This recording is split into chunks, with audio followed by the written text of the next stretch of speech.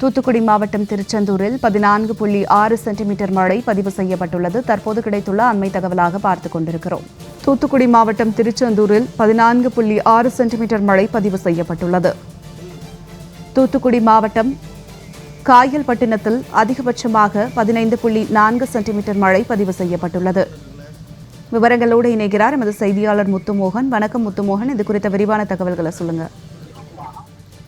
வணக்கம் ஜனனி. தூத்துக்குடி மாவட்டத்தில் orange alert விடுக்கப்பட்ட நிலையில் நேற்று இரவு முதல் தூத்துக்குடி மாநகரம் மற்றும் மாவட்டத்தின் பல்வேறு பகுதிகளில் தொடர்ந்து பலத்த மழை பெய்து வருகிறது. தூத்துக்குடி மாவட்டத்தில் தற்போது 6:30 நிலவரப்படி கடந்த 24 மணி நேரத்தில் 870.80 மில்லிமீட்டர் மழை பெய்துள்ளது. இதில் தூத்துக்குடி மாவட்டம் மற்றும் தென்காசி, நெல்லை உள்ளிட்ட மாவட்டங்களுக்கு ஆரஞ்சு அலர்ட் எச்சரிக்கை எடுக்கப்பட்டு நாளை வரை கனமழை பெய்யும் என அறிவிக்கப்பட்டுள்ள வானிலை மையத்தால். இதைத் தொடர்ந்து தூத்துக்குடி மாவட்டம் மற்றும் மாநகர பகுதிகளில் நேற்று இரவு முதல் பரவலாக பலத்த மழை பெய்து வருகிறது.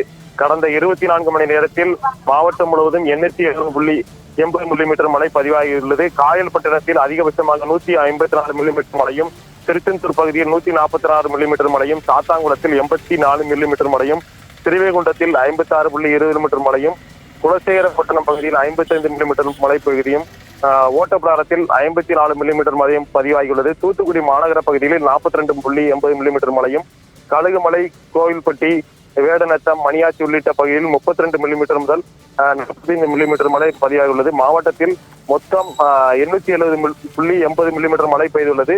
மேலும் மாவட்டம் முழுவதும் சராசரியாக 45.80 மில்லிமீட்டர் மழை பதிவாகியுள்ளது. மேலும் இந்த பலத்த மழை காரணமாக தாழ்வான பகுதிகளில் மழை நீர் தேங்கியுள்ளது. உடனடியாக மாவட்டம் முழுவதும் மாவட்ட நிர்வாகம் நடவடிக்கை எடுத்து மழைநீரை அகற்ற நடவடிக்கை எடுக்க வேண்டும் என கோரிக்கை விடுத்துள்ளனர். மேலும் இந்த மழை காரணமாக மானாவாரி விவசாயம் செய்துள்ள விவசாயிகள் மகிழ்ச்சி அடைந்துள்ளனர். முத்துமோகன், தங்களுடைய விரிவான தகவலுக்கு நன்றி.